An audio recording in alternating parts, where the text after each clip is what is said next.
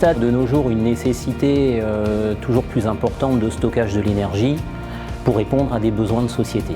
Le stockage électrochimique, et en particulier les batteries au lithium, répondent parfaitement à ce besoin.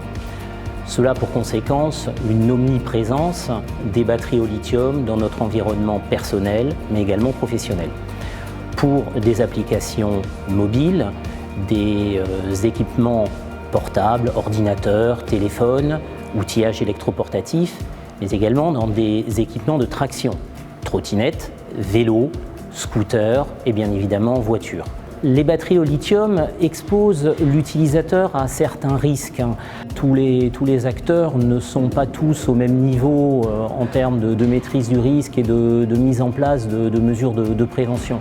L'utilisateur peut être exposé à des risques en cas de dysfonctionnement de la batterie. Donc dans un premier temps, on a commencé à opérer les batteries au lithium. Tout l'aspect sécurité a déjà été mis en place pour le transport des batteries. Donc formation des personnes qui transportent les batteries, qui les échangent. Formation en cas de problème aussi, si jamais il se passe quelque chose avec une batterie. Ensuite, on a mis en place dans l'entrepôt les espaces pour isoler les batteries en fonction des catégories, donc celles qui sont non utilisables et qu'on doit faire réparer, et celles qui représentent un danger et qu'on doit isoler.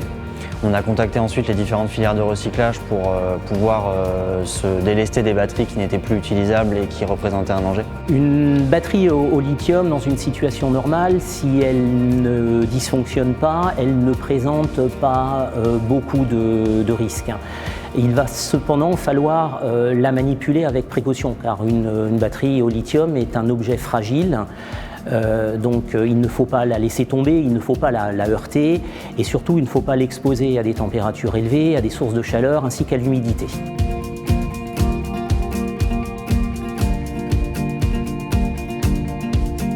Il y a un test visuel qui est fait sur l'ensemble de la batterie pour voir s'il n'y a pas eu un choc ou autre chose.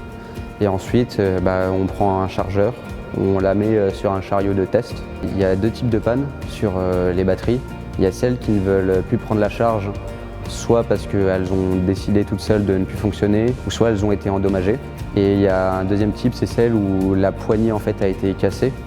Et du coup, on les met dans d'autres bacs pour que la poignée soit réparée dans un entrepôt dédié à ça. Le stockage et la charge de batterie peut se faire dans différentes configurations. Tout d'abord dans un local dédié et balisé à ce stockage ou cette charge. Ce stockage sera préférentiellement ventilé en permanence de manière mécanique. Mais la ventilation pourra également être naturelle. La charge et le stockage de batterie peut également se faire dans des armoires comme celle qui se situe derrière moi, parce qu'elles sont prévues spécifiquement pour ces applications. Pour bien charger sa batterie au lithium, il faut déjà avant tout utiliser le chargeur qui est fourni par le fournisseur de la batterie. Après, il faut également respecter le temps de charge qui est préconisé par le fabricant de la batterie. Et pour cela, il faut soit débrancher la batterie quand on arrive en fin de charge, ou avoir un système qui va couper automatiquement la charge de la batterie à partir d'un certain pourcentage de charge. De la même façon, il faut éviter d'avoir une batterie qui soit totalement déchargée.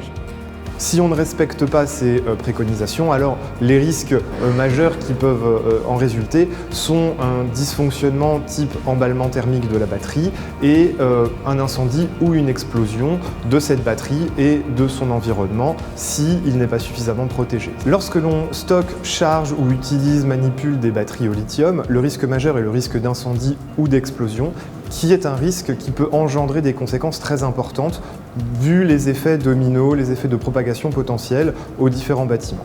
Les opérateurs qui vont manipuler des batteries devront être très vigilants si la batterie est abîmée.